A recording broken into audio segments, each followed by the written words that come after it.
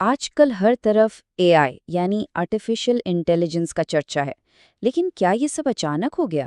جی نہیں، یہ کوئی راتوں رات ہونے والا کمال نہیں ہے۔ اس کے پیچھے ایک بہت لمبی اور سچ پوچھیں تو کافی دلچسپ کہانی ہے۔ اور یہ پوری کہانی، یہ سارا سفر پتہ ہے کہاں سے شروع ہوتا ہے؟ صرف ایک سوال سے، ایک بہت گہرا سوال جو ایلن ٹیورنگ نے 1939 میں ہی پوچھ لیا تھا: کیا مشینیں سوچ سکتی ہیں؟ بس یہی وہ چنگاری تھی جہاں سے سب کچھ شروع ہوا۔ تو بس یہی سمجھنا ہے کہ اے آئی کی جو تاریخ ہے نا، وہ کوئی اچانک آیا ہوا انقلاب نہیں، بلکہ ایک بتدریج ارتقاء ہے۔ قدم بقدم نہیں، بلکہ یوں کہیں کہ ایک ایک چھوٹے ننھے قدم سے یہ آگے بڑھی ہے۔ چلے تو پھر سفر شروع کرتے اور چلتے اس پہلے دور میں جہاں مشین کی ذہانت کا یہ خیال بس ایک خیال سے نکل کر باقاعدہ شکل اختیار کر رہا تھا۔ تو ایلن ٹیورنگ نے ایک ٹیسٹ پیش کیا، اور بڑا دلچسپ ٹیسٹ تھا۔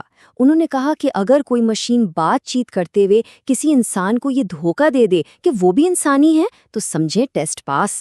آج کے زمانے میں اس کو ایسے سمجھ لیں کہ جیسے کسی سے واٹس ایپ پر بات ہو رہی ہو اور آخر تک پتہ ہی نہ چلے کہ دوسری طرف کوئی انسان نہیں بلکہ ایک مشین تھی۔ تو تھیوری سے بات آگے بڑھی، آئیے دیکھتے ہیں کہ عملی طور پر یعنی اصل میں سوچنے والی مشینیں بنانے کی پہلی کوششیں کب اور کیسے ہوئیں۔ سال تھا 1956، جگہ تھی ڈارٹ ماؤتھ کالج۔ یہاں کچھ محققین اکٹھے ہوئے اور کئی ہفتوں تک بس ایک ہی چیز پر غور کرتے رہے: سوچنے والی مشینیں۔ اور اسی ورک شاپ میں پہلی بار باضابطہ طور پر آرٹیفیشل انٹیلیجنس کا نام سامنے آیا، یعنی یہی اس فیلڈ کا نام رکھا گیا۔ ابھی ایک ہی سال گزرا تھا، 1957 میں فرینک روزن بلیٹ نے پرسیپٹرون متعارف کرایا۔ یہ کیا تھا؟ یہ پہلا کمپیوٹر نیورل نیٹ ورک تھا جسے خاص طور پر بصری ان پٹ یعنی تصویریں وغیرہ دیکھنے اور سمجھنے کے لیے ڈیزائن کیا گیا تھا۔ اس وقت تو بس دھوم مچ گئی، ہر طرف یہی باتیں تھیں کہ ارے واہ، ایک الیکٹرانک دماغ بن گیا، ایک ایسی مشین جو اب سوچ سکتی ہے۔ لیکن حقیقت کچھ اور تھی۔ سچ تو یہ تھا کہ پرسیپٹرون بہت سادہ، بہت ہی محدود تھا۔ ہاں، اسے بڑھا چڑھا کر ضرور پیش کیا گیا، لیکن اس نے ایک بیج بو دیا تھا، ایک بہت اہم خیال کہ مشینیں بھی سیکھ سکتی ہیں۔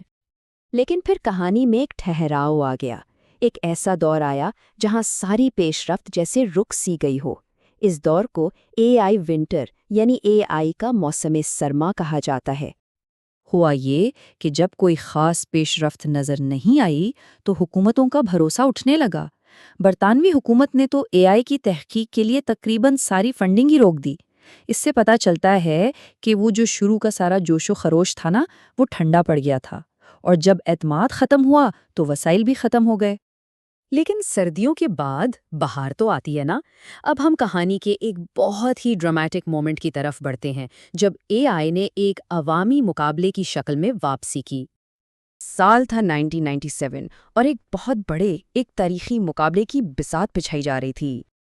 ایک طرف تھے شطرنج کے بے تاج بادشاہ گیری کاسپروف، اس وقت دنیا کے نمبر 1 کھلاڑی اور ورلڈ چیمپئن، اور دوسری طرف کوئی انسان نہیں بلکہ آئی بی ایم کا بنایا ہوا ایک شطرنج کھیلنے والا کمپیوٹر پروگرام، ڈیپ بلو۔ 6 گیمز کھیلے گئے، مقابلہ بہت سخت رہا، اور فائنل سکور تھا 3.5 2.5، اور نتیجہ مشین جیت گئی۔ یہ ایک تاریخی لمحہ تھا، ایک ایسا لمحہ جس نے سب کو ہلا کر رکھ دیا۔ اس نتیجے نے بڑے سے بڑے شک کرنے والوں کو بھی مجبور کر دیا کہ بھئی مشین لرننگ کوئی مذاق نہیں ہے، اسے سنجیدگی سے لینا پڑے گا۔ تو اس ایک میچ نے نا پوری بحث کا رخ ہی موڑ دیا۔ اب سوال یہ نہیں بچا تھا کہ کیا مشینیں سوچ سکتی ہیں؟ سوال بدل گیا تھا۔ اب سوال یہ تھا کہ وہ کتنا زیادہ سوچ سکتی ہیں۔ یہاں سے اے آئی ایک نئے دور میں داخل ہوئی، جدید دور جسے ہم ڈیپ لرننگ کا انقلاب کہہ سکتے ہیں، ایک ایسا وقت جب پیش رفت جیسے دھماکہ خیز انداز میں ہوئی۔ اچھا، تو اس انقلاب کے پیچھے کیا تھا؟ دراصل 3 چیزیں ایک ساتھ مل گئیں۔ پہلا، بہت بہت بڑا ڈیٹا، جیسے MNIST اور بعد میں امیج نیٹ جیسے ڈیٹا سیٹس۔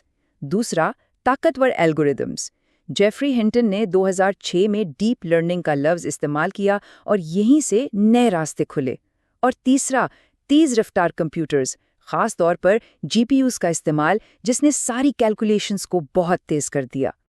اور جیسے ہی یہ تینوں چیزیں اپنی جگہ پر آئیں، فیلڈ نے ایسی رفتار پکڑی کہ بس 2012 میں ایلیکس نیٹ نے امیج نیٹ مقابلہ جیت کر ڈیپ لرننگ کی طاقت ثابت کر دی۔